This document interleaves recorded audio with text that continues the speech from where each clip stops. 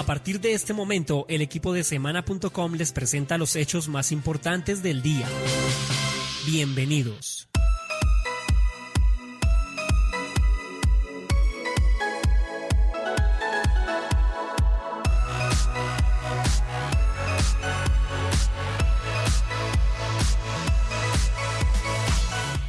Saludamos a la audiencia que en este momento se conecta al podcast de Semana El Diario. Yo soy José Guarnizo. Con el equipo de editores y periodistas de Semana.com les contaremos las noticias y acontecimientos de Colombia y el mundo.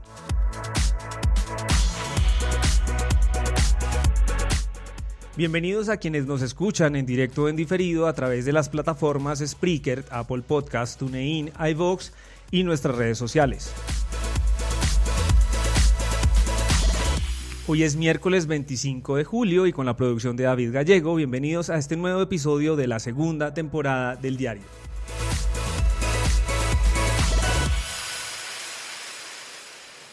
Bueno, en el país no se habla de otra cosa que de la renuncia del expresidente Álvaro Uribe Vélez al su curul en el Senado, siendo el senador más votado de este nuevo parlamento.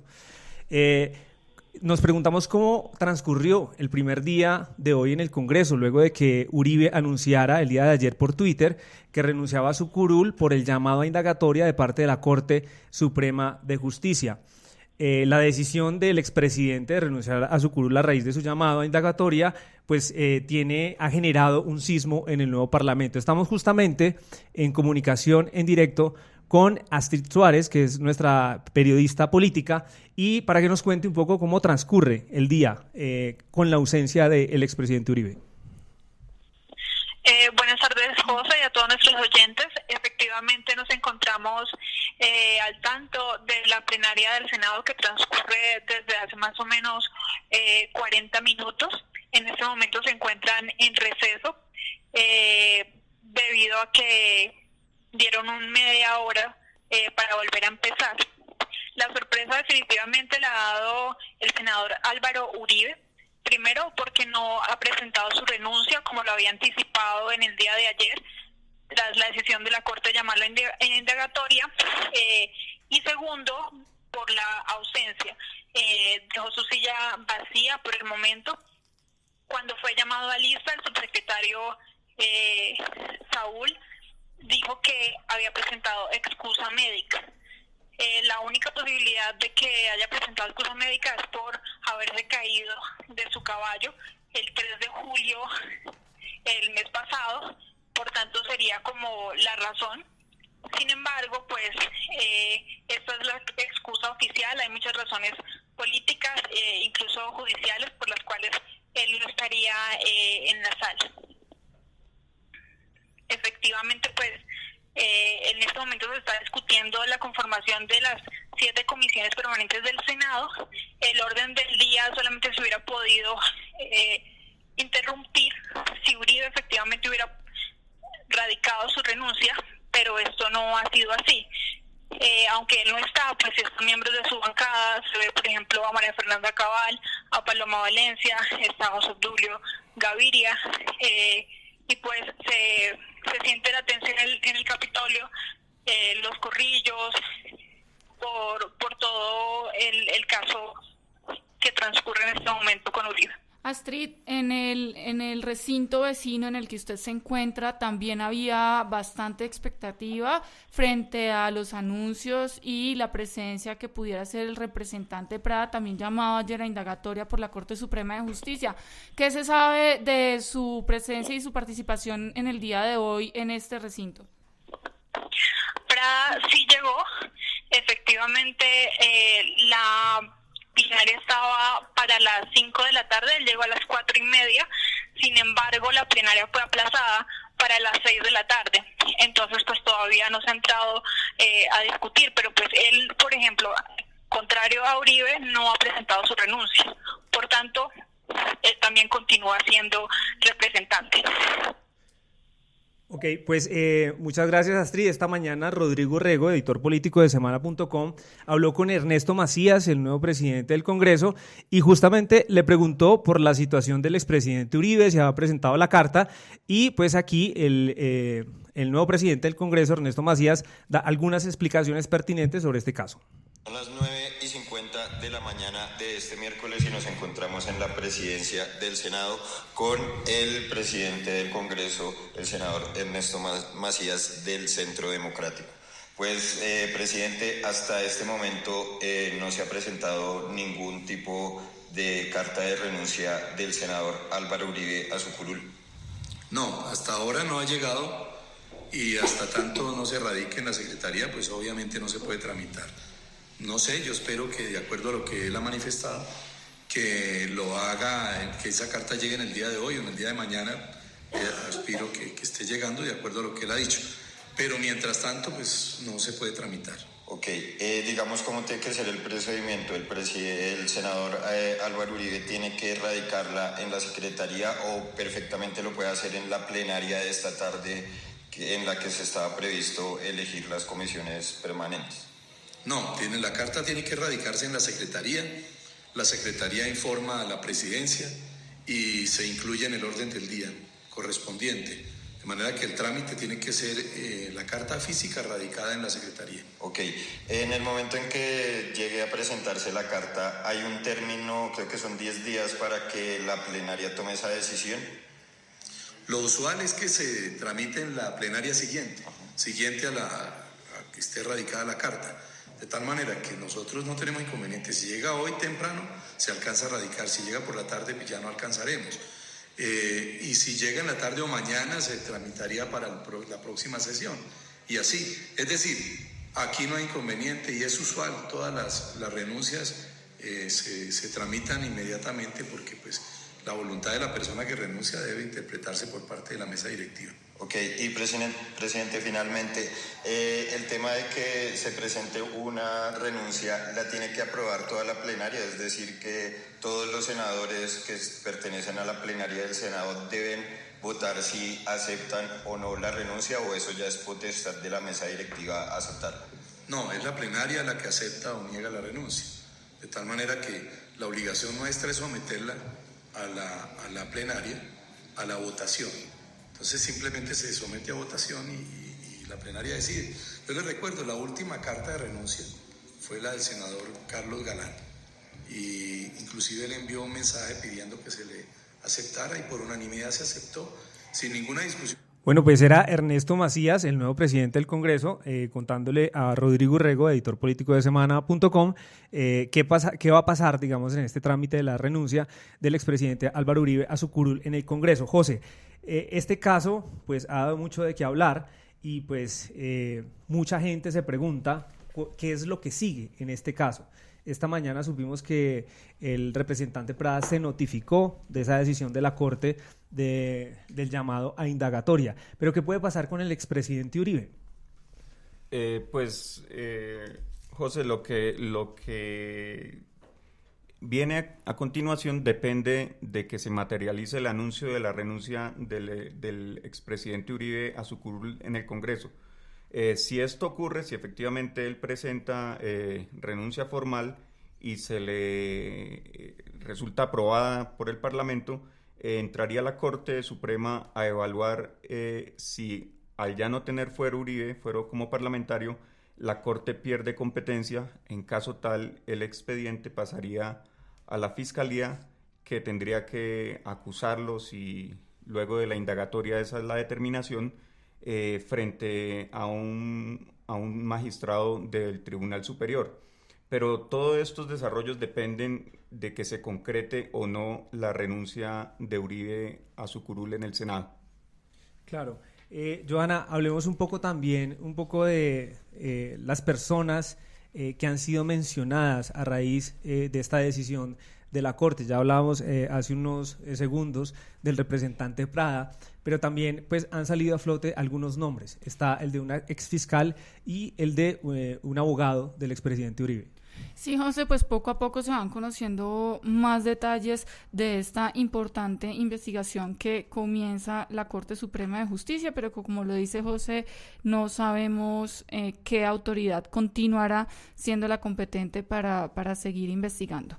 Lo que hemos encontrado por lo pronto son detalles, un caso en particular que fue revelado por la Corte Suprema de Justicia en su auto decisorio tiene que ver con la exfiscal Hilda Janet Niño Farfán. Ella pertenecía a la Unidad de Justicia Transicional de la Fiscalía General de la Nación, y lo que asegura la Corte Suprema es que ella sostenía conversaciones con el abogado Diego Cadena.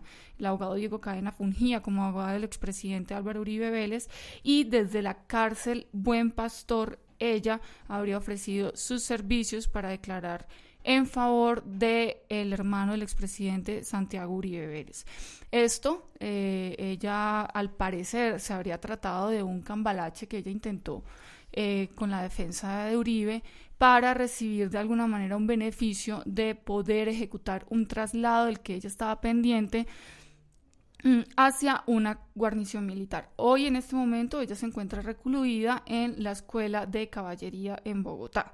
Lo que hemos conocido es que no solamente existen estas grabaciones entre estas dos personajes que son protagonistas hoy de este escándalo, sino que adicionalmente ella había cumplido esa promesa de declarar en favor de Santiago Uribe, y lo hizo ante la directora de la Unidad de Justicia Transicional, la doctora Mary Patricia Conejo.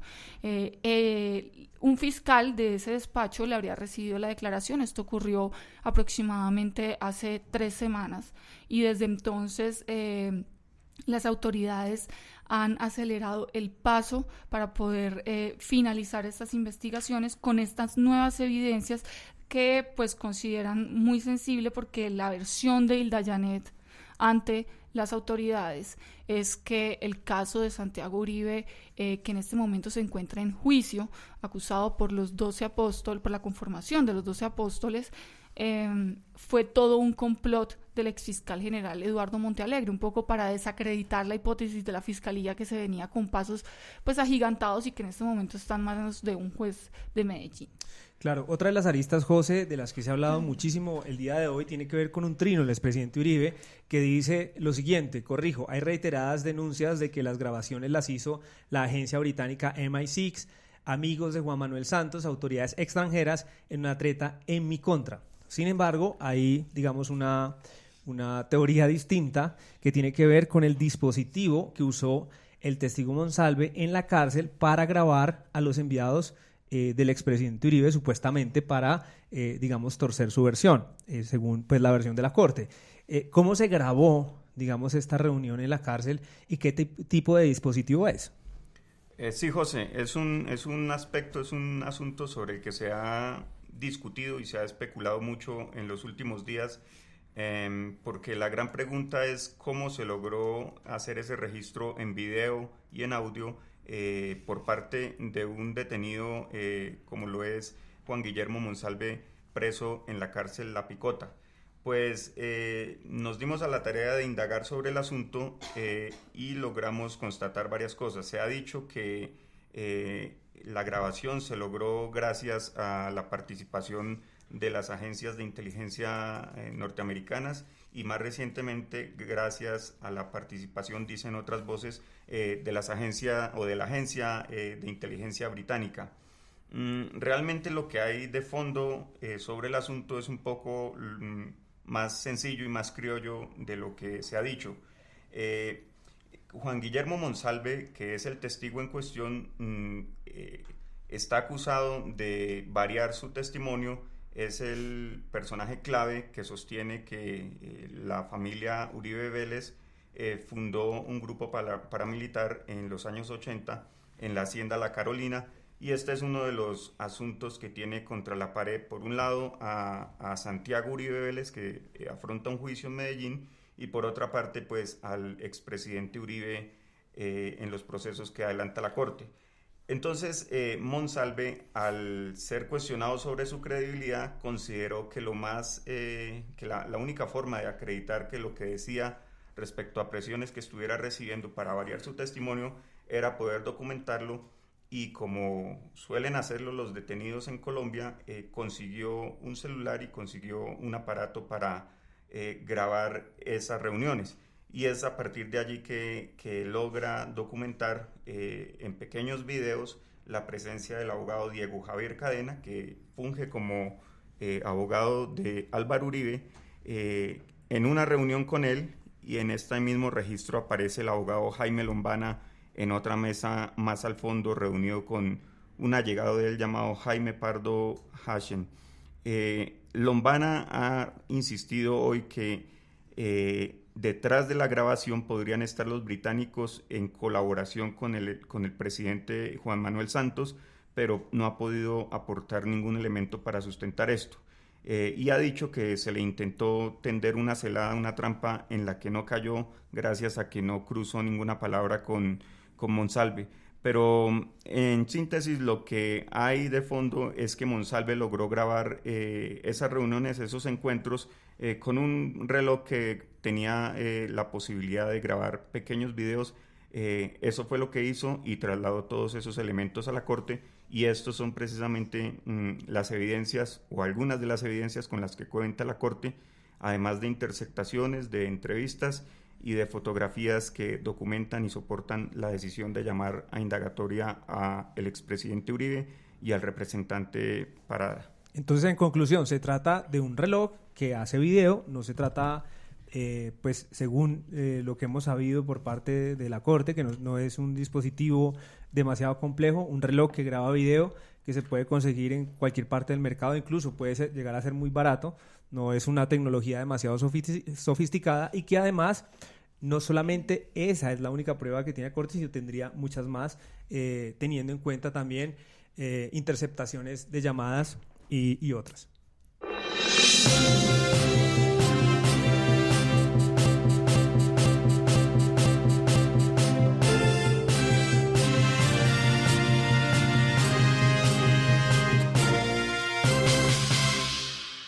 Bueno, pues hoy Nairo Quintana nos volvió a dar una alegría a los colombianos, ganando una etapa bien complicada, corta, pero que terminaba en ascenso. Y volvió a demostrar que es uno de los mejores escaladores del mundo. Y además, Alfonso, que Nairo nunca se da por vencido y siempre va a luchar hasta el final. Sí, José, pues mucha gente criticó a Nairo Quintana durante los últimos días por su falta de estrategias ofensivas para atacar al equipo Sky. Dijeron que ya estaba para el retiro, que ya no corría como antes, que ya había perdido como esa chispa que le habíamos visto en otros años, pero pues hoy demostró que no. En la etapa reina, yo creo que del Tour, se había dicho desde un comienzo que era una etapa muy especial para los escaladores. Nairo la tenía muy bien referenciada, la había hecho entrenando. Pues el colombiano demostró que sigue siendo el mejor escalador del mundo. Hizo un ataque de casi 15 kilómetros a la meta, que ni siquiera el equipo Sky, que ha sido el gran dominador del Tour a lo largo de la carrera, siempre ha tenido varios corredores, pues Nairo fue el único capaz. Nairo y la estrategia del Movistar fueron los únicos capaces de vencer a los británicos, y pues una victoria que no se da desde hace 5 años, en el 2012, cuando hizo su primera participación en el Tour. Bueno, esto recorta, digamos, por supuesto, tiempo para Nairo Quintana, sobre todo acercarse al menos al podio. Sin embargo, pues no es fácil, ¿no? Digamos, poder remontar y poder pensar en una camiseta amarilla o pensar en un título. Pues José, quedan cuatro etapas. La del jueves será una etapa llana, yo creo que de transición. El viernes vendrá una etapa otra vez de montaña. Hay creo que 6 puertos de montaña. Hay uno de fuera de categoría 20 kilómetros de la meta, y será como la oportunidad para que Nairo vuelva a atacar. El sábado habrá una contrarreloj individual que tiene varios ascensos, lo que va a beneficiar a Nairo un poco para que no pierda tanto tiempo como si fuera una contrarreloj llana. Claro. Y ya pues el domingo es el paseo de la victoria, entonces pues hay posibilidades. Vamos a ver cómo reaccionan los corredores a esta última jornada del viernes, qué ataques se pueden dar, porque esta sí es una jornada bien larga, entonces puede haber ataques desde el inicio, puede haber ataques sorpresa como el que hizo Froome para ganar el Giro de Italia contra Dumoulin. Entonces pues todavía están abiertas las cosas. Es bien complicado porque recordemos que Nairo está a 3:30 del líder de la carrera, que es Geraint Thomas, y está a casi 1 minuto del podio, que es Chris Froome. Chris Froome está a 2:31, entonces es 1 minuto y 1 segundo a lo que está Nairo del podio. Hoy vimos a Froome sufrir. Si no hubiera sido por Egan Bernal que le da una mano en esos últimos kilómetros, de pronto hubiera perdido más tiempo. y pues la primera vez que vemos a Froome hace mucho tiempo estar en aprietos. O sea, lo de hoy también fue impresionante por eso. Egan Bernal tiene 21 años y pues ya hace parte del mejor equipo del mundo y fue determinante en la edad que tiene para que hoy Froome no perdiera tanto tiempo o no se quedara más, no perdiera más segundos respecto a sus rivales de turno. Sí, además de eso, pues también llevó mucho tiempo el pelotón de favoritos. Jugó como en contra de Nairo porque era el que estaba armando la persecución, pero pues un corredor que a los 21 años ya es el mejor gregario del mejor equipo del mundo, pues notable e impresionante. Y si no hubiera perdido ese tiempo que perdió en la etapa del Pavés, seguramente sería el campeón de la camiseta blanca por mucho, por todo lo que ha hecho en la montaña. Sí, corredor colombiano pues definitivamente tiene muchísimo futuro. Ahí está parte también del futuro del ciclismo y vamos a ver a Nairo Quintana luchando hasta el final. Con esta información nos despedimos de este podcast. Nos escuchamos mañana a las 5:30 de la tarde.